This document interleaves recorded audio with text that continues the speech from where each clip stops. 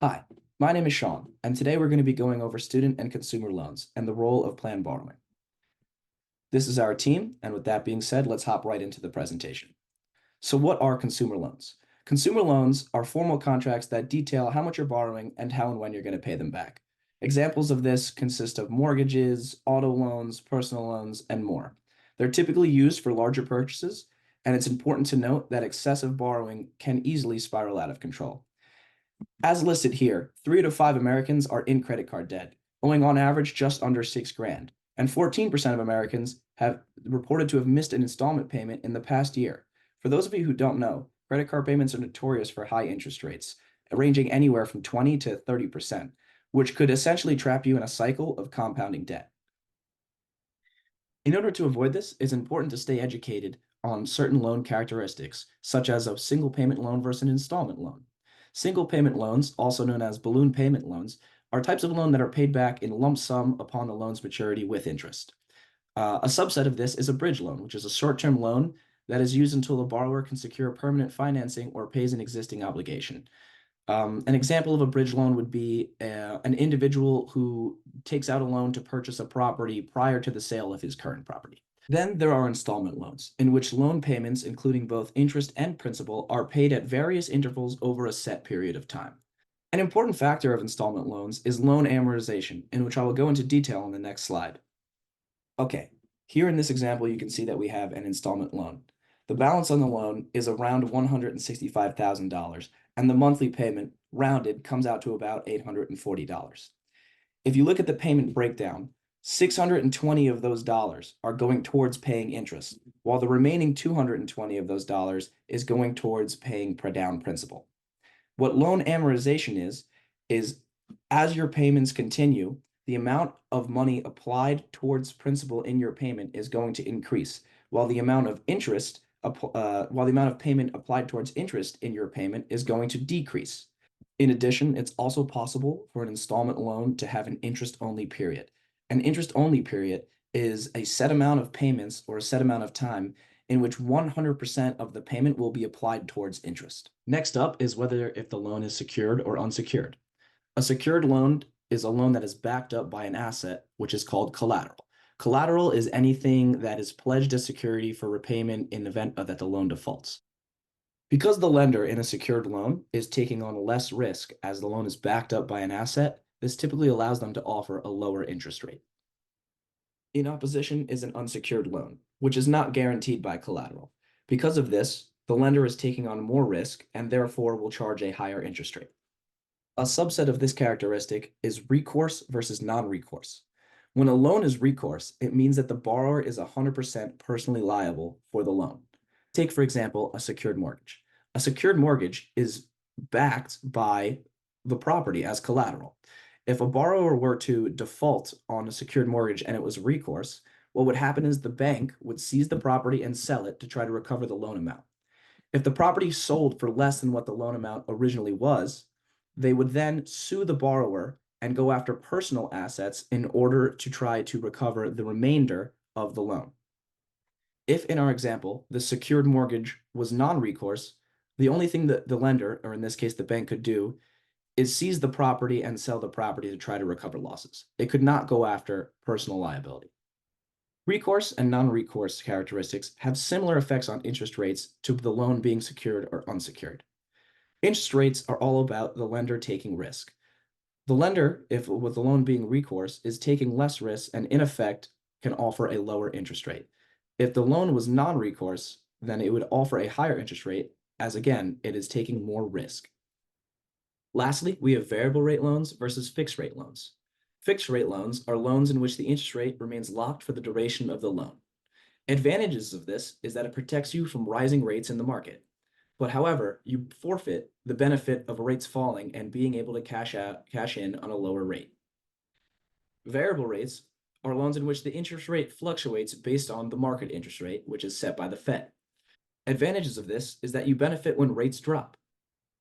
And in addition, the initial interest rate offered by the lender will typically be lower than the same loan with a fixed interest rate.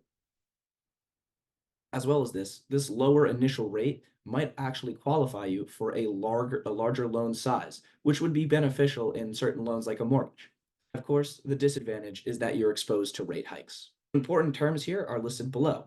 We have rate caps, which are the limit of how high and or low a rate can get on a variable loan. And then we also have the prime rate, which is the rate that banks charge to their most creditworthy customers. The prime rate is typically around 300 basis points higher than the federal funds rate. Therefore, if the Fed were to raise rates, the prime rate would also raise. Lastly, we have a convertible loan, which is a loan that starts out with a variable rate and can be converted into a fixed rate. Some of these convertible loans will have an introductory rate period, which is a set period of time in which the rate must remain variable. The borrower is able to convert the variable rate to a fixed rate at this time. However, they will face a small fee if they do so. Special types of consumer loans. The first one is an automobile loan, which is a secure lending specifically designed for purchasing a vehicle, whether new or used. The value of the vehicle is a collateral for the lender, meaning that the failure to fulfill the payment requirement can lead to the vehicle being seized by the lender. The term is usually between 2 to 4 years, but it can be extended up to 6. And it's at a fixed rate, usually above 2%. General recommendations include that the vehicle is below 20% of net worth, research for the best financing rate, and only apply for a pre-approval once you're ready to buy, so that the inquiries don't negatively affect your credit score, which in turn will give you a high rate. For example, if you have a vehicle that's worth $25,000 at a 7% sales tax, $5,000 down payment, you should expect to have a monthly payment of $405.49. The APR measures the interest rate plus added fees charges with the loan. It presents the yearly cost of funds or income earned on an investment. The information is consistent, so it protects consumers from misleading advertising. It is required to be disclosed in bold on all consumer loans, and it's credit dependent, meaning that the higher credit score you have, the lower APR you pay. And some fees might not be included in a calculation, meaning that it might not represent accurately the actual cost of borrowing. Credit card companies and bank loans have different APRs for different parts of their business. For example, for purchases, cash advances, and balance transfers on credit cards, they have different APRs, and banks also use variable or fixed APRs. The disclosure of APR and finance charges is required per the Truth in Lending Act, and there are two methods of calculating interest of one lump sum loans. The first one is the simple method, and the second one is the discount method. For the simple method, if you have a $10,000 loan at 5% for 2 years, you only pay $500 a year, meaning that the final loan balance would be $11,000. And for the discount rate, you first have to pay the interest on the loan, and then you get the actual loan value. So you have to pay the $1,000 first, and then what you get is $10,000 minus the interest, which is $9,000. The APY is not to be confused with the APR. The APY is a standardized way of expressing the interest rate on financial products like savings accounts, CDs, and other financial products. It's usually higher than the APR because it accounts for compounding, and the two rates are only equal if the compounding frequency is the same. So for a monthly APR, for the same loan, 10,000 with a 5% interest for 2 years, the monthly payment is $438.71, while the APR, which is only paid yearly, the monthly income or payment is $460.39. Installment loans are any personal and commercial loans that are paid on a regular schedule, and there are two methods to calculate them. One is the simple method, as described in the previous slide, and the other is the compounding method. So here you can see the difference. One using the simple method is only 1,000, and the compounding method given by the calculation is higher than that. There are two types of loans that are considered bad debt because of their high interest: the payday loans and add-on loans. Payday loans are unsecured, high interest, short-term loans based on the borrower's income and are paid on a lump sum. They are considered predatory lending, require proof of income, and the annualized rate can be up to 400%, typically paid within 30 days, and can range from 100 to 500 loan till the next payday. And they are not reported to credit card companies unless they are filed to debt collectors, and they are outlawed in over 16 states. Early payments on add-on loans. An add-on loan is a simple interest or flat rate loan where the interest is calculated on the original principal amount and remains constant throughout the loan term, regardless of the reducing principal balance as the payments are made. Can result in higher overall interest payments as the interest in charge on the original principal throughout the duration of the loan. Has a prepayment penalty. It's used for short-term financing or when the borrower's creditworthiness is low. And the most common method is the rule of 78 and determines what proportion of each payment goes towards the principal. To exemplify the rule of 78, Let's say you have a $1,000 loan that you pay in full at the end of 12 months, and it has a 9% interest rate. The main difference between a Rule of 78, an add-on loan, and a regular loan is the annuity interest, or the interest that you have to pay. So for a regular loan, the annuity interest is the principal of the previous period times the rate of 9%, and you go on and on until the 12th period. For the Rule of 78, you have 13 periods going from 0 to 12, so 13 in total, minus the current period you're in. So let's say if you're in period 1, you do -1, divided by the sum of the months, which is 78, times the annuity interest of a regular loan. So at the beginning, you can see in the boxes that the Rule of 78 interest is much higher than the annuity interest, which results in a higher payment for interest and thus contributing lower towards the principal. And although the Rule of 78 interest will be lower as you keep on paying, you can see in the highlighted boxes of the principal that you still at the end contribute less towards, you have to pay more towards the principal in the 12th period for the Rule of 78. Home equity loans or second mortgage is consumer debt that allows the homeowner to borrow against the equity of their residence or collateral of the lender. The home's current market value is the homeowner's mortgage over the lien's balance due, which is equal to the equity available. There are some advantages, disadvantages, and characteristics listed below. The home equity line of credit is a type of revolving credit in which a homeowner borrows against the equity in their home. It allows the homeowners to access funds as needed, similar to a credit card. The mechanisms are borrowing funds up to a predetermined credit limit. The draw period is borrow, repay, and borrow again during this period. The repayment period is transition to repaying the outstanding balance, typically over a fixed term. The sources of consumer loans are as listed below. The least expensive are borrowing from family members. It's because that they don't typically pay the market rate on a family loan. Instead, you pay what your family members would have earned had they kept this money in a savings account. The home equity loans and other secured loans are relatively inexpensive because the lending agency has an asset to claim if you can't pay. Insurance companies that lend on the cash value of insurance policies offer low rates. Their rates are low because they're really not taking any risk. You're borrowing against the cash value of an insurance policy you have with them. The more expensive rates are credit unions, savings and loans associations, and commercial banks. The exact cost of borrowing depends on types of loans, secured or unsecured, length of loan, and whether the loan has a fixed or variable interest rate. The most expensive are retail stores, finance companies, or small loan companies. The keys to getting the best rate are primarily maintaining a strong credit rating. This increases your credit score.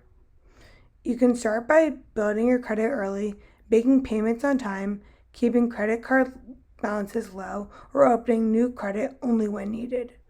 In addition, you can reduce the lender's credit by using variable rate loans, which allows the lender to charge an interest rate that goes up and down with market interest rates. You can also keep the term as short as possible, provide collateral for the loan, or pay a large down payment. Controlling your use of debit. When should you borrow?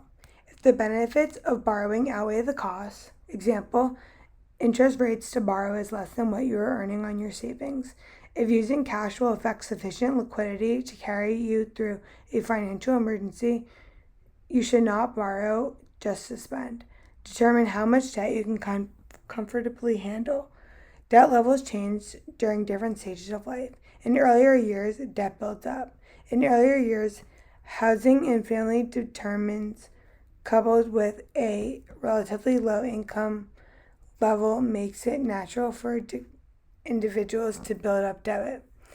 In later years, income rises and debt increases. There are several measures that you can use to control your commitments, including the debt limit ratio and debt resolution rule. The debt limit ratio and 2836 rule are used by lenders to assess the creditworthiness of a borrower. The debt limit ratio measures the percentage of take-home pay committed to a non-mortgage debt. The total debt can be divided into consumer debt and mortgage debt. Mortgage payments are not included in the ratio because it measures the commitment to consumer credit, which tends to be a more expensive type of debt. The ratio should be below 15%. Once this ratio reaches 20%, the use of additional consumer debt should be avoided. As this ratio increases, your future financial flexibility increases. The 28-36 rule. Many lenders use this rule in evaluating mortgage applications.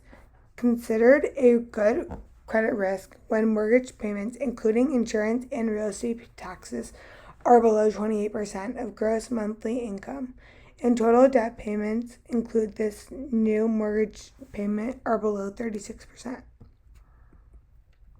The debt resolution rule used by financial planners to help control debt obligations, excluding borrowing associated with education and home financing, by forcing you to repay all your outstanding debt obligations every 4 years. Logic behind this is that consumer credit should be short-term in nature. Controlling consumer debt is expensive, so you should make sure to only borrow when it fits with your financial goals and the budget you developed. Understand how costly and potentially painful the alternative to consumer debt is. Borrowing limits future financial flexibility. Look for signs that you might be in financial trouble. Talk about personal bankruptcy and student loans. Specifically, I'm going to be focusing on the wage earners plan and straight bankruptcy. But there are also some things you can do if you're struggling to pay your bills to help manage that, which include tighter budgeting, controlling credit use, going to a creditor or credit counselor, inexpensive borrowing, using your savings to pay off current debt, and using a debt consolidation loan. First, I'm going to talk about the wage earners plan, also called filing Chapter 13. So this process is designed to make payment of unsecured debts such as your medical bills and credit cards more affordable. And it's a way to pay past due house, car, income tax, child support, and alimony over time. And the way it works is a debtor makes a monthly payment to a Chapter 13 trustee for a period of 36 to 60 months, and that payment is distributed to the creditors that are owed. And the types and amounts of debt owed and your income and expenses determine what your payments are. And this is different from Chapter 7, which is straight bankruptcy, because it's more about reorganizing your finances. It protects your property. It can allow a debtor to set new terms for the payment of a car loan older than 2.5 years, and there's a chance of rolling your attorney's fees into your repayment plan. Flexibility can also be built into your payment plans and budgets, but bankruptcy attorneys and Chapter 13 trustees cannot account for everything that might happen, and you may not know for months after you file if your proposed payment plan is acceptable to the bankruptcy court and the Chapter 13 trustee. And the trustees verify your income and make sure that your debtor's expenses aren't too high. Next, straight bankruptcy, Chapter 7. So in Chapter 7, the creditors submit proper claims to receive payment toward the debts that they're owed. And as the debtor, you're permitted to keep certain exempt property, which commonly include your residence, your car, certain retirement accounts, and the property necessary for earning a living. But many cases are no asset, which means there's little to nothing left for the trustee to sell or liquidate after the exemptions. And it's different from Chapter 13 because it eliminates debt through the liquidation of assets. The court is involved and they appoint a trustee to oversee the case, and it's the most common type of bankruptcy filing in the U.S. It also stays on your credit report for 10 years. The federal government also has a list of exemptions, but many states have their own lists as well. And the debtors are required to use their state's list in some jurisdictions, but in other states, debtors are allowed to choose between the state list and the federal list, which gives them the ability to choose the set of exemptions that benefits them most. And next, planning for student loans. There's things you can do before college, while you're in college, and after you graduate that can help manage them. And before college, you can manage your expectations of your school and your major and your full cost of attendance, which not only includes tuition, but if your school is in a city and it's more expensive. Applying for financial aid, you're supposed to apply for federal aid first and compare the different packages, and also look for state and local grants and scholarships. While you're in college and figuring out your major and career, you should be researching your expected salary and understand the positive and negative aspects of your school and major and what that means for employment opportunities. And after you graduate, of course, budgeting for loan payments is really important, and repaying your loans without sacrificing your financial goals. And paying for your education. This is a chart of the historic total national student loan debt, which is pretty staggering. In 2022, it was $1.76 trillion, which I'm sure it's gone up since then. But there are things that you can do and your parent or guardian can do to plan ahead to pay for college, and that includes a 529 plan, a prepaid tuition plan, college savings plans, and the Coverdell Education Savings Account. So now we're just going to look at some of the federal student loans. So federal student loans are just loans that are provided by the U.S. Department of Education in order to help students cover the cost of higher education, their tuition needs, and such. When looking at the interest of these federal student loans, they tend to be fixed interest rates over the life of the loan. And when looking at federal student loans, we see there's four main different types of loans that are given out. First is direct subsidized loans, which are for undergraduate students in major financial need. The interest tends to be paid off by the government while the student is still in school, which kind of brings you to the difference between subsidized and unsubsidized loans, which are available to undergraduate and graduate students, but the interest occurs while you're in school compared to subsidized while it's paid by the government. Direct plus loans, they're available to grad students and parents of the dependent undergraduate students. This requires a credit score check. And lastly is direct consolidation loan, which allows a student to combine multiple federal student loans into one loan, helping you with making just one single monthly payment for multiple loans at a time. So next is private loans, and private loans are somewhat similar, except these loans are offered by commercial banks and credit unions compared to the U.S. Department of Education. These loans will provide you with funds after you've exhausted all your federal financial aid. So when you can't really go to government for more money, this is when you can go out and try and get a private loan. The rates are usually higher than student loan rates, which is something to take into consideration. And now just comparing both private and federal loans, just looking at some of the benefits, risks, and the interest rates. The benefits of private loans, you can borrow larger amounts of money, which can be a big benefit depending on the situation that you're in. Some of the risks, though, is the interest rate and monthly payment could change. Not having a fixed interest rate could be very detrimental, and having not necessarily consistent monthly payments because interest rates could lead to some very problems for people in desperate financial needs. And then interest rates, like I said, they're very variable. They change over time. They depend on your credit score and other factors. So something to consider with private loans. And now looking at federal loans, the benefits are they're subsidized and they have fixed interest rates. So you know exactly what you're getting yourself into. The risks, I would say, is you can't really borrow this. The amount of money you can borrow is limited. You can't borrow everything you need. So I would say that's somewhat of a risk. And then interest rates, they're fixed once you have the loan. So you know exactly what you're getting yourself into interest rates wise with federal loans. And lastly, just looking at repaying loans.